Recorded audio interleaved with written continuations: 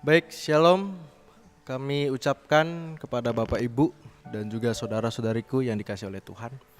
Pada kesempatan kali ini kita akan kembali mempelajari pelajaran sekolah sahabat kita di hari Selasa tanggal 10 Juni yang berjudul Boas sebagai penebus. Apa maksud daripada Boas sebagai penebus? Sebelum daripada itu, saya mengundang kita untuk berdoa. Kita mengundang kuasa Roh Kudus untuk boleh hadir dalam diri kita masing-masing. Mari kita bersama doa. Bapa di surga, terima kasih atas berkat Tuhan yang begitu luar biasa kepada kami, pribadi lepas pribadi. Kami datang kembali ke hadirat Tuhan, di mana kami ingin mendengarkan sebagian daripada firman Tuhan melalui pelajaran sekolah sahabat kami. Kiranya Tuhan membukakan hati dan pikiran kami. Kami datang dengan segala kerendahan hati, mengosongkan diri kami, pikiran kami, dan kami siap untuk menerima akan firman Tuhan dengan baik dan boleh menjadi orang yang jauh lebih bijaksana daripada sebelumnya. Inilah pengharapan kami berdoa dalam nama Yesus. Amin. Boas sebagai penebus. Mungkin dalam pelajaran 1 minggu ini kita akan membahas mengenai tentang hubungan antara kedua lawan jenis ya. Namun pelajaran 1 minggu ini kita tidak hanya membahas mengenai hubungan, tetapi makna dari sebuah hubungan tersebut. Nah, tiba saatnya kita akan melihat bagaimana perjuangan daripada Boas sebagai penebus. Jadi seperti yang kita ketahui Bapak Ibu, Boas dia sangat jatuh cinta kepada Rut dan ingin menikahinya. Ya, tetapi ada penghalang. Ya, ada penghalang. Ini yang sering dialami oleh manusia pada umumnya ketika ingin melakukan pernikahan atau mungkin sudah mencapai jenjang pernikahan. Pasti ada saja penghalang untuk mencapai hal tersebut. Penghalang daripada Boas ini adalah ada kerabat lebih dekat yang juga memiliki klaim atas wanita tersebut dan tanahnya.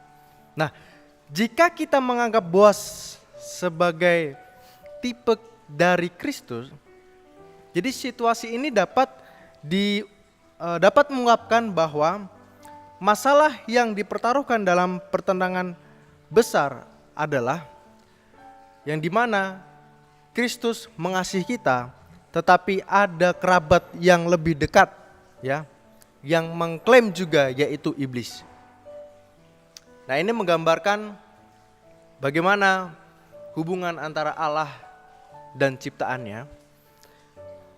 Kita mengetahui hubungan antara Allah dan ciptaannya itu sangat dekat awalnya.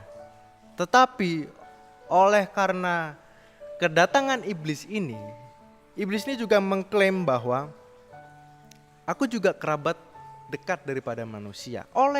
Karena manusia telah jatuh dalam dosa. Namun kita boleh lihat apakah yang ayat-ayat berikut ungkapkan tentang klaim iblis terhadap manusia. Kita bisa melihat di dalam Ayub 1 ayat 6 sampai 11, Matius 4 ayat 8 dan 9, Yudas 1 ayat 9 dan Lukas 22 ayat 31. Mungkin kita boleh membaca di rumah. Saya hanya ingin menerangkan inti-intinya saja. Jadi dalam kisah Rut dan Boas ini sebagai penebus yang dimana menggambarkan Kristus yang menebus umat manusia. Namun sebelum Boas dapat menebus Rut, yaitu balik lagi tadi, ya ada kerabat yang lebih dekat, yang dimana memiliki hak penebusan terlebih dahulu. Nah, inilah hal yang mencerminkan klaim iblis atas umat manusia sebagai akibat dari dosa. Kalau kita melihat di dalam buku Handbook for Bible Student yang ditulis oleh Nyonya Ellen G. White, Di sini dikatakan bahwa komentar ini menjelaskan bahwa kisah Rut dan Boas bukan hanya tentang cinta romantis, tetapi juga tentang kasih yang murni dan tak mementingkan diri sendiri. Rut meskipun seorang Moabit, dia juga menerima iman Naomi sebagai imannya sendiri dan dihargai dengan pernikahan dengan Boas sebagai bangsawan Yahudi dan yang menjadikannya nenek moyang Daud dan akhirnya Kristus. Jadi untuk pertama kalinya ya, di dalam Rut 4 ayat 1 sampai 12, Boas melakukan perjalanan ke pintu gerbang Betlehem, di mana kota tempat Kristus memasuki dunia kita sebagai kerabat dekat.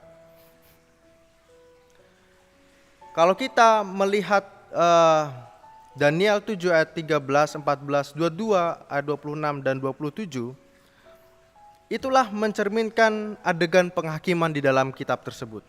Ya, kita tidak boleh melewatkan aspek kritis dari penghakiman ini, yang dimana penghakiman adalah menguntungkan orang-orang kudus, tetapi hanya Kristus yang membayar harganya untuk kita, seperti Boas yang dilakukan untuk pengantinnya.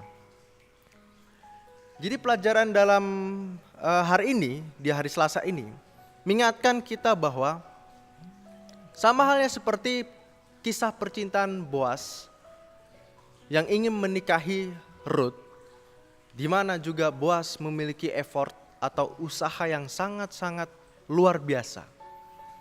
Namun kita jangan lupa juga usaha daripada Kristus untuk menyelamatkan kita semua. Yang dimana umat manusia atau kita ini sedang menjadi sebuah perebutan antara kubu Kristus dan kubu iblis.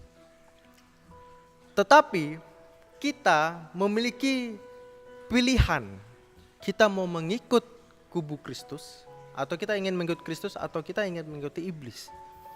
Sebab dua-dua ini memiliki hak klaim. Ya, iblis mengklaim hak atas umat manusia. Itu akibat daripada dosa. Karena iblis menganggap dirinya memiliki hak atas manusia dan berusaha untuk mengganggalkan rencana keselamatan Allah. Namun Kristus yang juga sebagai penebus, seperti Boas ingin menebus Rut, Kristus menebus umat manusia dengan mengalahkan iblis melalui pengorbanannya di salib. Jadi melalui penebusan Kristus, yang dimana kita dibebaskan dari klaim iblis dan memulihkan hubungan kita dengan Allah. Pelajaran yang bisa kita ambil adalah melalui penebusan kita sudah memiliki klaim, ya. Kristus sudah mengklaim kita sebagai anak-anaknya. Dan tugas kita adalah bagaimana kita bisa memulihkan hubungan kita dengan Allah. Kiranya pelajaran Sekolah Sabat ini boleh mengingatkan kita kembali akan pentingnya penebusan, akan luar biasanya penebusan Allah yang dilakukan untuk kita pribadi lepas pribadi. Kiranya Tuhan Yesus memberkati kita semua.